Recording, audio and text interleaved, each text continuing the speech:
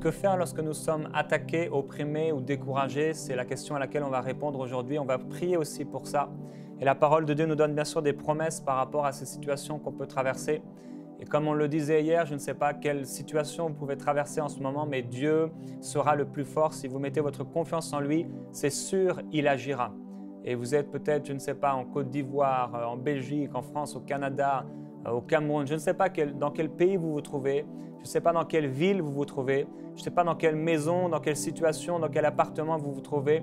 Je ne sais pas si vous êtes à la rue, si vous avez de l'argent ou pas d'argent, mais je sais une chose, c'est que Dieu est sur son trône, Jésus-Christ est assis à la droite de Dieu et il nous a laissé le puissant Saint-Esprit, celui qui ressuscitera notre corps lorsque nous allons mourir, si le Seigneur n'est pas venu avant ce temps-là. Il nous ressuscitera par sa puissance glorieuse, par le Saint-Esprit, et ce Saint-Esprit nous a été donné. Lorsqu'on passe par des temps difficiles, souvent la première chose qu'on va faire, c'est bien sûr, on va demander au Seigneur d'agir. On va demander au Seigneur de travailler dans nos situations. Et il y a un passage dans Galates au chapitre 5, au verset 7, qui nous dit « Vous couriez si bien, qui vous a arrêté, vous a détourné de l'obéissance à la vérité ?» Il y a des temps, nous sommes là, nous marchons avec le Seigneur, tout va bien, on est fidèle à Dieu, on vit des choses avec le Seigneur et tout à coup, il y a quelque chose qui vient nous arrêter. Ici, dans ce contexte, c'était des doctrines religieuses qui essayaient de revenir, c'était des doctrines légalistes, quelque chose qui empêchait le peuple de Dieu d'avancer. Mais il y a parfois des choses dans notre vie qui viennent nous arrêter, qui viennent nous empêcher de courir. Au lieu de courir, on est en train de marcher. Ou au lieu de courir, on est assis. Ou au lieu de courir, on est là en train de pleurer sur notre sort, sur notre situation. Et l'apôtre dit, mais qui vous a arrêté? Vous couriez si bien, qu'est-ce qui vous a arrêté? Et parfois, quand on a des situations difficiles, on ne prend pas le temps de mettre le doigt sur la source du problème. Avoir un problème d'argent, manquer d'argent, ce n'est pas forcément la source du problème. Manquer d'argent, c'est le fait, c'est peut-être la conséquence d'un problème qui est caché sous terre. Il y a des choses qui sont cachées sous terre et nous, on voit les choses au-dessus de la terre. Lorsque vous connaissez peut-être cette histoire avec le Titanic, il y avait peut-être quelque chose qui était à la surface, mais en tout cas, ce qui a frappé le Titanic, ce grand paquebot, ce grand bateau, c'était ce qu'il y avait sous la mer. Et des fois, on regarde avec nos yeux naturels et on voit les choses auxquelles je manque d'argent, auxquelles je suis malade. J'ai ceci dans ma vie. Mais peut-être ce n'est pas ça la source. Il y a parfois une source. Et ici, l'apôtre continue, il dit, mais une telle influence ne vient pas, en tout cas, de celui qui vous a appelé. Ne dit-on pas, il suffit d'un peu de levain pour faire lever toute la pâte? Pour moi, voici l'assurance que j'ai à votre sujet à cause du Seigneur, vous ne penserez pas autrement que moi. Mais celui qui jette le trouble parmi vous, quel qu'il soit, recevra son châtiment. En ce qui me concerne, frères, si je prêchais encore la nécessité de se faire circoncire, pourquoi continuerait-on encore à me persécuter, etc. Et ici, l'apôtre Paul va parler d'une situation où les gens voulaient remettre les disciples dans la loi. Et il dit, il suffit d'un peu de levain pour faire lever toute la pâte. Et là, il parle déjà de ce qui va arriver à celui qui nous trouble. Il recevra son châtiment. Je ne sais pas par quoi vous avez été troublé, mais il y aura un châtiment pour celui qui essaie de vous troubler.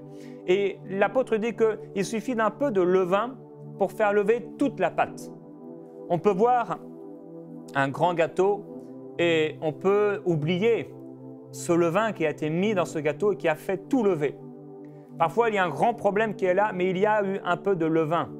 Il y a eu un peu d'ivraie qui a été mélangé au blé. Et quand on passe par des situations difficiles, ça peut être des attaques, ça peut être quand on se sent opprimé, découragé. Il faut aller voir quelle est la source de ce problème.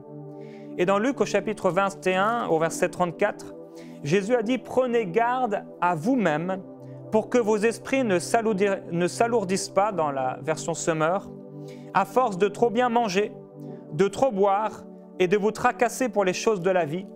Sinon, ce grand jour vous surprendra tout à coup. » Et parfois, nous sommes là dans la bénédiction, dans l'opulence, dans la bénédiction au terme financier, ou même la bénédiction au niveau de notre santé. Et nos esprits s'alourdissent ou s'apesantissent. et finalement, on ouvre des portes à l'ennemi. Puisqu'on n'est plus vigilant, puisqu'on n'est plus là où le Seigneur nous avait dit d'être, on se refroidit. Et parfois, on est surpris en se refroidissant spirituellement. On est devenu de plus en plus froid, de plus en plus tiède, et tout à coup, l'attaque arrive. Jésus dit qu'il y a un temps qui va arriver, des jours difficiles, et il dit « Prenez garde à vous-même » pour que vos esprits ne s'apesantissent pas, pour que vos esprits ne s'alourdissent pas à cause de la bénédiction, de trop bien manger, de trop bien boire, ou à cause des tracas de la vie. Parfois, il y a des choses qui sont là dans nos vies. Ça peut être ce qu'on appelle la bénédiction financière. Ça peut être aussi des soucis, des difficultés. Et à cause de ces petites choses dans nos vies, on oublie le principal. Rappelez-vous l'histoire de Marthe et Marie. Il y en a une qui était là et elle était affairée aux choses de la vie, aux choses de la maison. Mais il y en a une qui a choisi la bonne part et c'est celle qui s'est présentée aux pieds du Seigneur pour l'entendre, pour l'écouter. Il faut être vigilant. Il faut veiller. Parce que lorsque ce jour difficile arrive, si nous n'avons pas pris le temps de prier, si nous avons passé une semaine sans prier, si nous avons passé 2 semaines sans entrer dans ce lieu d'intimité, il va arriver un moment où notre esprit va s'alourdir, s'apesantir. Et petit à petit, il y a un peu de levain qui va entrer en nous, un peu de doute, un peu de découragement. On entendra des petites paroles ici et là. Peut-être on n'y prend pas attention, mais parce que nous ne sommes pas forts spirituellement, parce que nous n'avons pas prié dans l'esprit, il y a des paroles qui auront des conséquences sur nous. Il y a peut-être même parfois, on est là et il y a un film qui passe loin de nous, où on est invité par des gens, ils regardent quelque chose. Il y a une parole que peut-être notre âme n'a pas eu le temps de comprendre, peut-être de réfléchir, de se saisir, mais quelque part notre pensée a capté quelque chose. Et dans ce monde, il y a tellement d'esprits méchants. Nous sommes dans le monde où il y a le Dieu de ce siècle qui est là pour aveugler l'intelligence des gens. Il y a tellement d'oppression dans ce monde et c'est pourquoi Jésus a dit « Prenez garde à vous-même ». Jésus dit à son peuple « Prenez garde à vous ». Oui, vous êtes mes disciples. Oui, vous êtes mes brebis. Oui, vous êtes les brebis de mon pâturage. Oui, je prends soin de vous, mais prenez garde à vous. Le Seigneur peut être là, il peut nous protéger, on peut être dans son troupeau, on peut être dans son pâturage, on peut être bien même sous ses ailes. Mais Jésus nous dit, mais même sous mes ailes, même dans ce pâturage, même dans cet enclos, prenez garde à vous. Prenez garde à vous. On ne sait jamais s'il y avait un champignon dangereux, nocif, qui commence à pousser alors que nous sommes là tranquillement. Et si on ne prend pas garde à nous, on le mange et on meurt. Jésus dit, prenez garde à vous. Faites attention, soyez vigilants. Il faut être vigilant. Il faut faire attention. Est-ce que vous êtes en train de vous refroidir spirituellement? Depuis combien de temps n'avez-vous pas prié sérieusement? Depuis combien de temps n'avez-vous pas pris vraiment les choses du Seigneur à cœur? Et il y a parfois justement des choses comme ça qui arrivent dans notre propre vie parce que nous sommes en train de perdre la foi. Parce que nous sommes en train de perdre notre assurance. Et 2 Corinthiens 13, 5 dit « Faites donc vous-même votre propre critique et examinez-vous pour voir si vous vivez dans la foi. Ne reconnaissez-vous pas que Jésus-Christ est en vous, à moins peut-être que cet examen ou cette épreuve n'aboutisse pour vous à un échec. » L'apôtre nous dit par le Saint-Esprit de nous sonder nous-mêmes, de nous examiner. La première chose qu'on fait parfois lorsqu'on est attaqué ou lorsqu'on est opprimé ou découragé, lorsqu'il y a un souci dans notre vie, on commence à prier. Mais la Bible nous dit de nous examiner. Des fois, il y a des choses qui arrivent dans notre vie et nous sommes nous-mêmes la source de cette chose, de ce problème qui arrive. Et dans ce cas-là, Dieu nous dit de nous examiner. Il faut savoir être vigilant, savoir regarder en nous-mêmes, est-ce que je suis dans la foi? Est-ce que je suis au bon endroit? Est-ce que je suis en train de faire la bonne chose? Parfois, des gens tombent malades parce qu'ils sont au mauvais endroit. Parfois, des gens tombent malades parce qu'ils ne sont pas en train de faire ce que le Seigneur leur avait demandé de faire. Parfois, il arrive des difficultés dans notre vie parce que nous ne sommes pas au bon endroit, ou parce que nous ne faisons pas la bonne chose, ou parce que peut-être nous faisons les bonnes choses, mais nous ne faisons pas la chose principale, une chose que le Seigneur a mis dans notre vie, que le Seigneur a déposé sur notre vie, quelque chose qu'on doit faire. Jean a dit dans 1 Jean 2,1 « Mes petits enfants, je vous ai écrit ces choses afin que vous ne péchiez point. Et si quelqu'un a péché, nous avons un avocat auprès du Père, Jésus-Christ le juste. » Effectivement, si vous vous examinez, si vous vous sondez aujourd'hui dans la prière, dans ce temps qu'on aura ensemble, si vous sondez votre cœur et que vous dites au Seigneur « Mais voilà, est-ce qu'il y a quelque chose de mauvais dans ma vie? Est-ce que peut-être cette situation, c'est parce que je suis en train de faire une mauvaise chose ou je ne suis pas en train de faire la bonne chose? » Et si le Seigneur vous parle, si votre témoignage intérieur vous parle, si le Saint-Esprit met la lumière sur quelque chose, alors vous avez un avocat auprès du Père, Jésus-Christ le juste. Jésus dit dans Luc 21, 19, « En tenant bon, vous parviendrez au salut. » Et il faut qu'on tienne ferme. On doit tenir ferme comme les rochers qui sont là, au bord de la mer. Oui, peut-être qu'à force des années, à force des centaines et des milliers d'années, peut-être que la mer commence un peu à attaquer le roc, mais le roc est tellement puissant qu'il est encore là. Il a été formé peut-être par les épreuves de la vie, comme parfois on est formé par les épreuves de la vie, par les difficultés. Et dans ces épreuves, lorsqu'on laisse le Saint-Esprit agir, c'est lui-même qui nous modèle et c'est lui-même qui nous forme. Mais nous sommes forts et solides. Et Jésus a dit que celui qui construit sur lui, il est tellement solide. La maison de celui qui est construit sur le Seigneur est solide. Nous sommes construits sur le roc. Et il faut qu'on bâtisse notre vie sur le roc. Dans Hébreux, au chapitre 11, au verset 1, il est écrit encore comme un avertissement pour notre vie spirituelle. La foi est une façon de posséder ce qu'on espère. C'est un moyen d'être sûr des réalités qu'on ne voit pas. C'est parce qu'ils ont eu cette foi que les hommes des temps passés ont été approuvés par Dieu.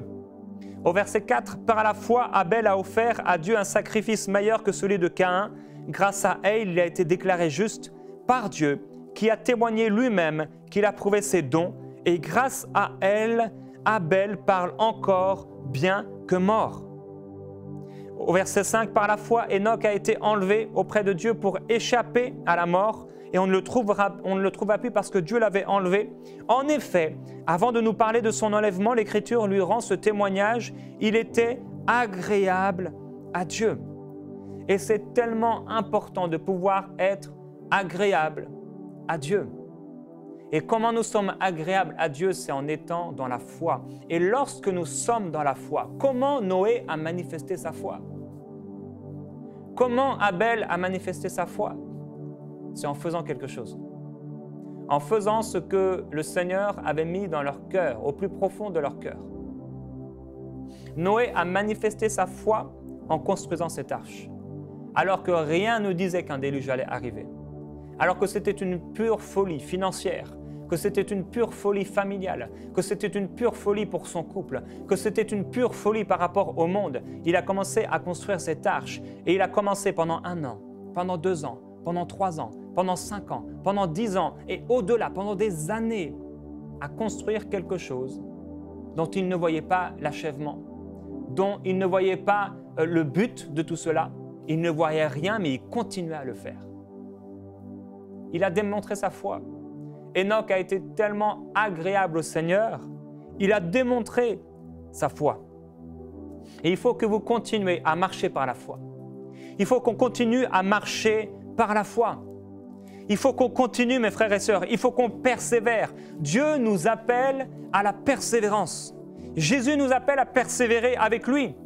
Il dit dans Luc au chapitre 22 et au verset 36, « Restez sur vos gardes et priez sans relâche. Que Dieu vous donne la force d'échapper à tout ce qui doit arriver et de vous présenter debout devant le Fils de l'homme. » Ou encore, restez sur vos gardes et priez sans relâche afin que Dieu vous donne la force d'échapper à tout ce qui doit arriver et de vous présenter debout devant le Fils de l'homme.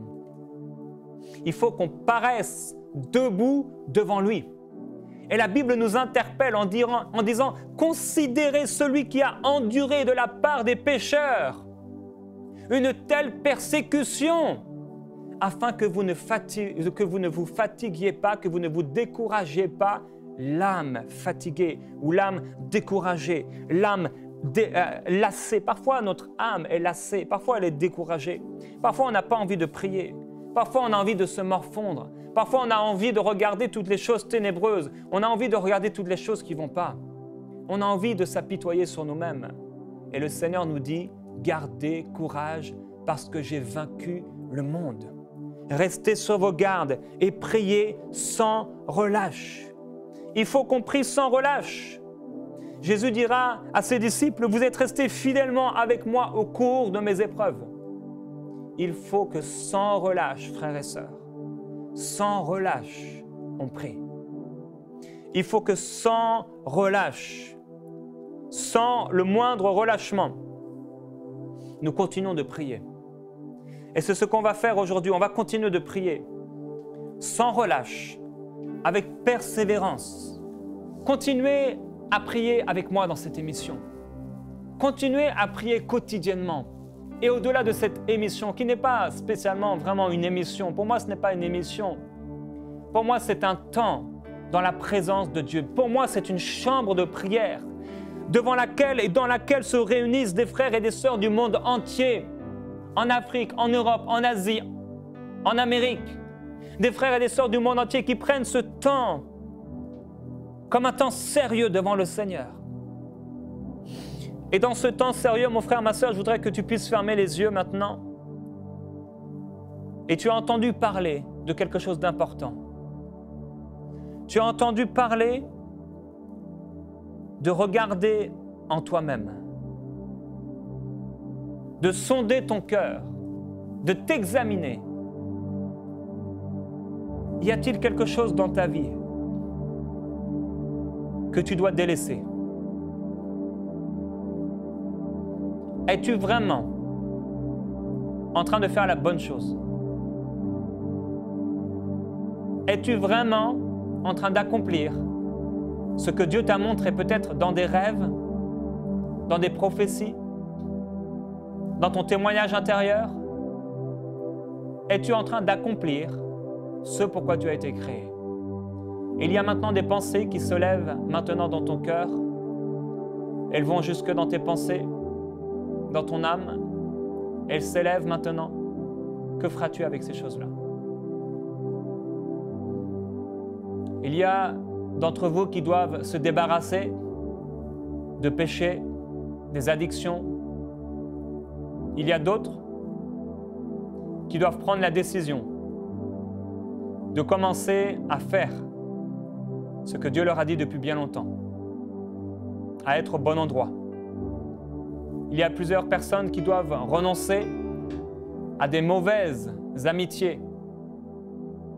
D'autres personnes qui doivent changer de travail parce que ce n'est pas du tout le travail que le Seigneur avait pour eux.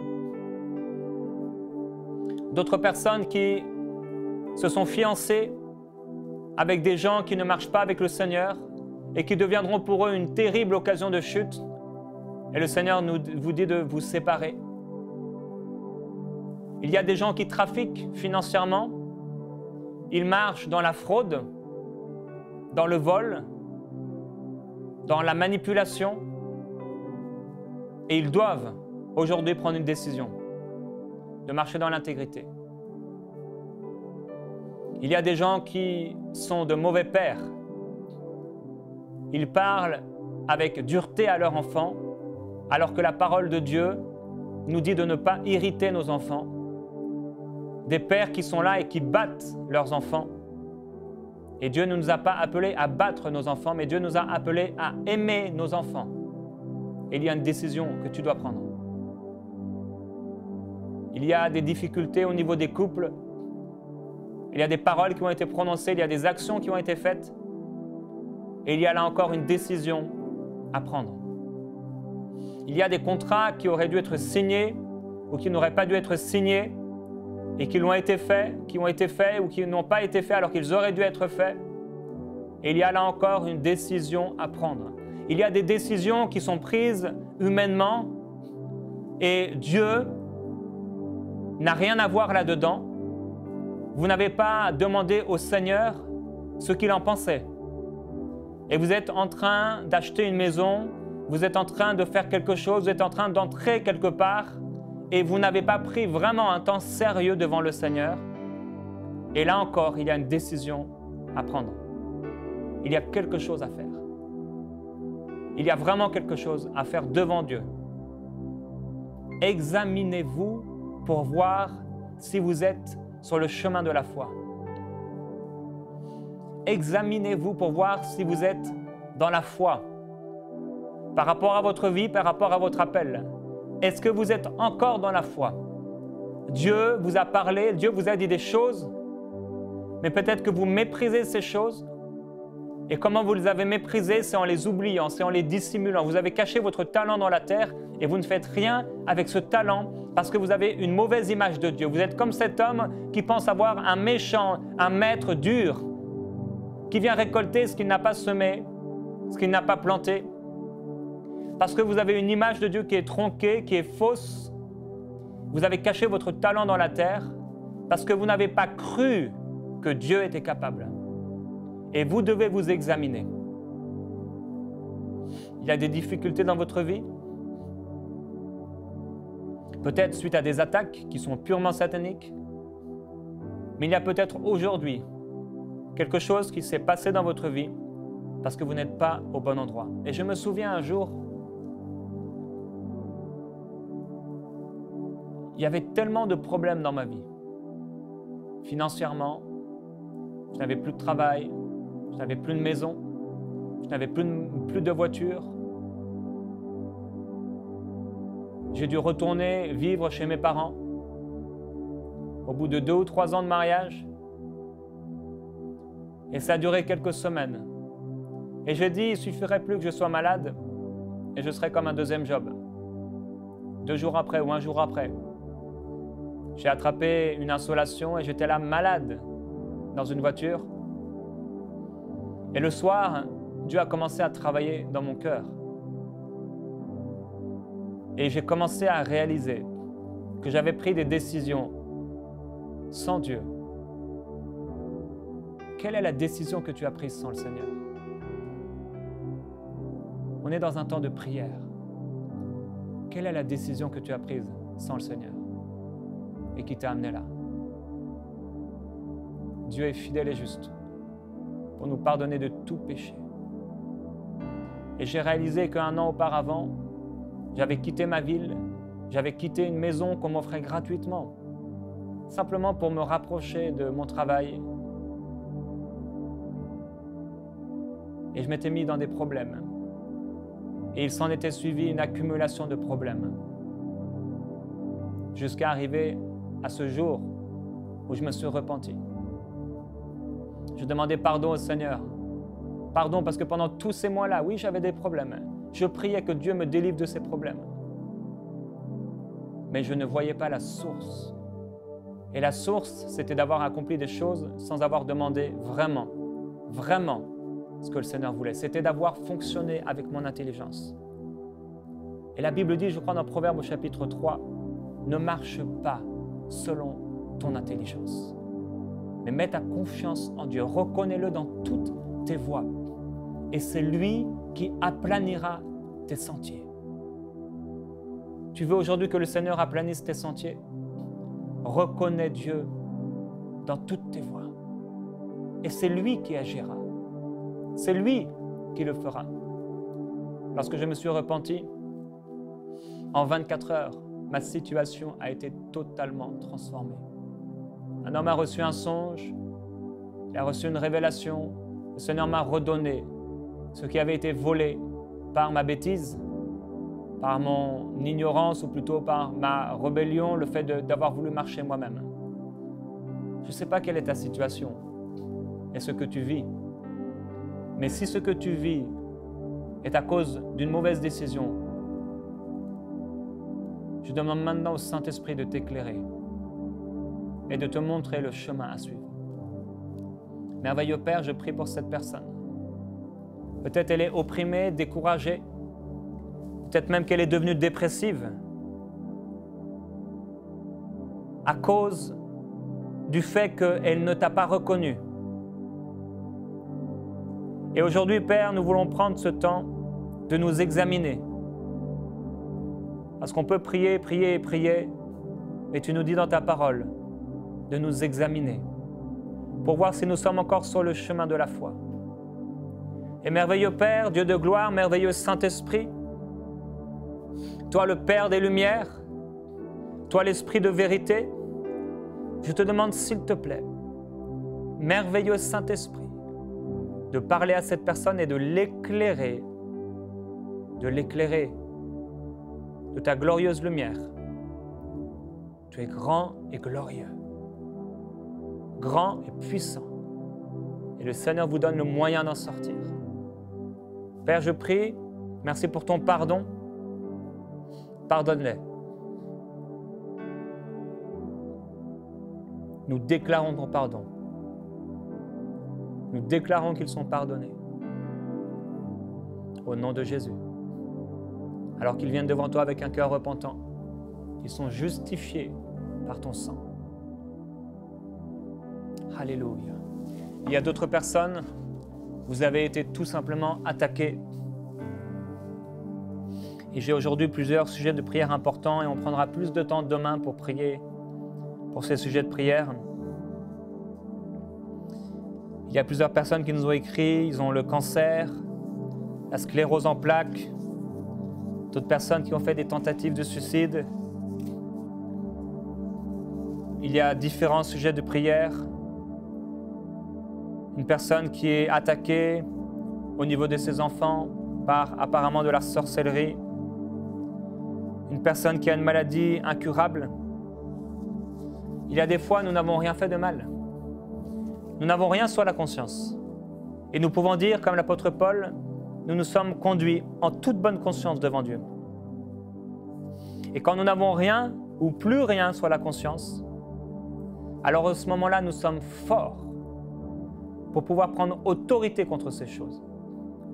Et demain, nous allons prier pour vous qui passez par des difficultés, des maladies, des choses terribles comme cela.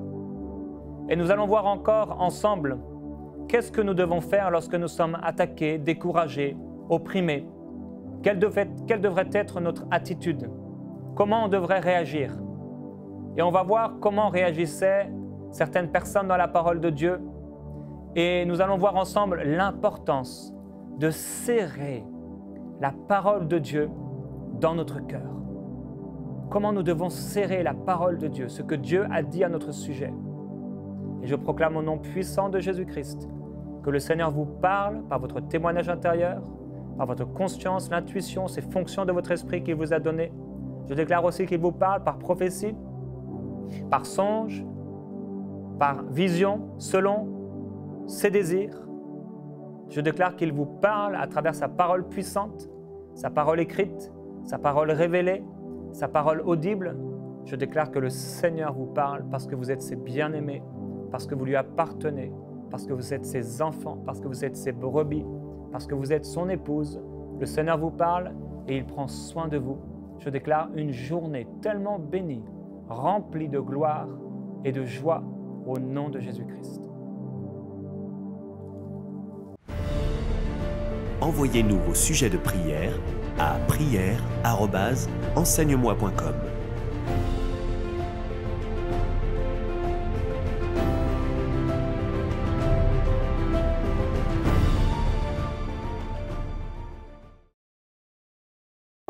Cette émission est rendue possible grâce au précieux soutien des partenaires d'Enseigne-moi Canal International. Retrouvez tous nos programmes sur enseigne-moi.com.